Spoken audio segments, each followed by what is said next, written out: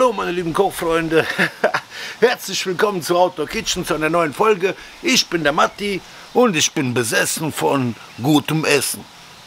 Ja, gutes Essen ist auch ein gutes Stichwort, und das, was ich euch heute zeige, Leute, das ist mehr als das. Da kommen besonders die Fleischliebhaber auf ihre Kosten, denn was ich heute mache, das ist eine kroatische Spezialität und das Ganze nennt sich Slavonski Čobanac, was übersetzt heißt slavonischer Hirteneintopf.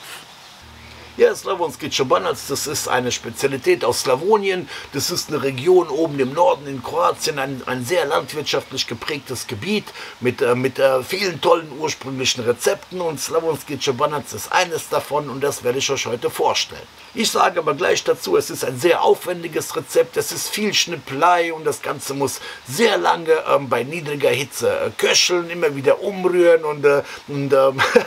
aber ich kann euch sagen, Leute, der Aufwand lohnt sich. Das ist das herrlichste Fleischeintopfgericht, das ich kenne. Und ja, was soll ich groß reden? Macht's einfach mal nach und probiert das aus. Natürlich freue ich mich riesig über Kommentare. So, genug geredet, jetzt wird gekocht. Jetzt zeige ich dir, wie du den besten Fleischeintopf deines Lebens machst. Slavonski Čobanac. Legen wir los. So, kommen wir nun zu den Zutaten. Ja, für einen Fleischeintopf brauchst du was? Natürlich jede Menge Fleisch. Ich habe hier insgesamt 3 Kilo, 1 Kilo Schweinefleisch, 1 Kilo Rindfleisch und 1 Kilo Reh. Das Ganze schneidet ihr schön in kleine mundgerechte Würfel. Und ja, eine Besonderheit in Slavonski Čobanac ist es, dass das Gericht aus mindestens 3 verschiedenen Fleischsorten zubereitet wird und eine davon sollte wild sein. Reh, Wildschwein, Rotwild, Krokodil, je nachdem, was durch das Auto läuft. Manchmal kann man sich das nicht aussuchen. Kalb oder Rind funktioniert auch sehr gut, Hühnchen eher weniger. Und damit der Eintopf schön sämig und das Fleisch schön zart wird, brauchen wir Zwiebeln, jede Menge Zwiebeln, die Hälfte vom Fleischgewicht. Ich habe hier 1,5 Kilo Zwiebeln, die werde ich schälen und würfeln. Oh Mann, wenn ich eins am Kochen gar nicht mag, dann ist es Zwiebeln schälen und würfeln und da drehen die Augen immer so, aber ja, ist ja mal auf hohem Niveau, gehört dazu.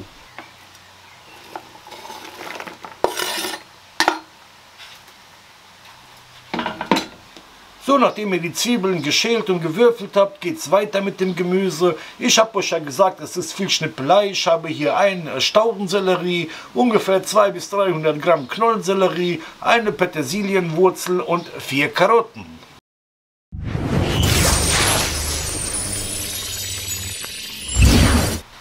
So, kommen wir nun zu den weiteren Zutaten, sprich den Gewürzen. Es ist nichts Spektakuläres dabei, die typischen Balkangewürze.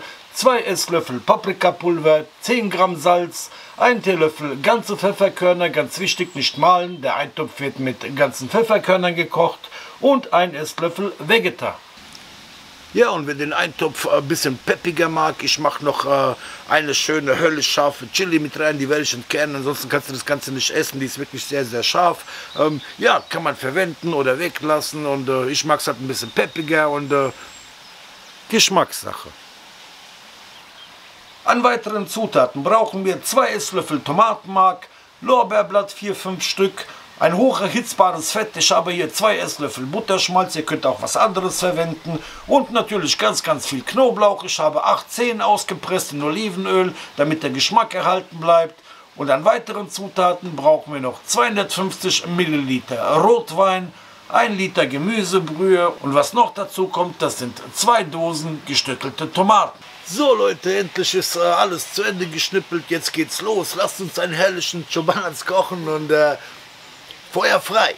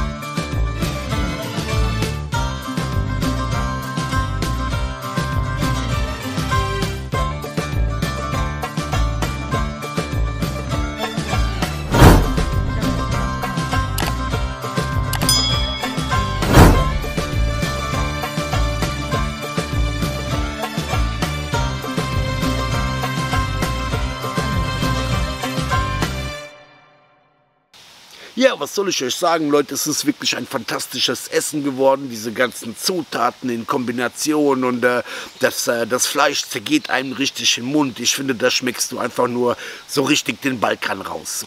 Ach so, ja, in den Kommentaren werde ich oftmals gefragt, du Matti, schön und gut, aber wieso kochst du eigentlich immer so große Mengen, wer soll das alles essen? Ganz einfach, wir haben eine große Tiefkühltruhe, das Ganze wird dann abgepackt und eingefroren und ja, wenn die Kinder nach Hause kommen, dann habe ich immer ein schönes warmes Mittagessen für die, das wird aufgetaut mit Bandnudeln, Reis oder Salzkartoffeln und ja, wie gesagt, wenn man das dann so sieht, die ganze Schnippelei-Arbeit, das lohnt sich dann schon und ja, und wenn ihr dieses herrliche Essen mal nachmachen wollt, den Rezeptlink findet ihr unten in der Videobeschreibung auf meiner Webseite outdoorkitchen.net und ja, das war's für heute, Leute. Ich hoffe, dass das Rezept hat euch gefallen und das Video. Ich würde mich freuen, wenn ihr den Kanal abonniert, wenn ihr wieder zuschaltet. Bis zum nächsten Mal. Euer Matti.